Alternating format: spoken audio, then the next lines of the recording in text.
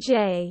Anthony Jordan, born September 9, 1964, is an American politician and former Republican member of the New York State Assembly, representing the 113th Assembly District from 2009 to 2013.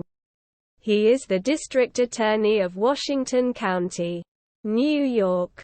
Jordan received a bachelor's degree in business with a concentration in finance from the University of Notre Dame in 1986.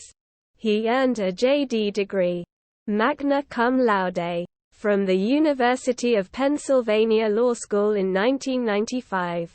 He was a partner in the law firm of Jordan Kelly LLC. Prior to being elected, he served part-time as Assistant District Attorney in Washington County. In 2008, he was elected to replace Assemblyman Roy McDonald, who was running for the New York State Senate. Jordan won his November 2008 general election with 57% of the vote and ran uncontested in the November 2010 general election. In April 2013, Jordan announced he would run for Washington County District Attorney.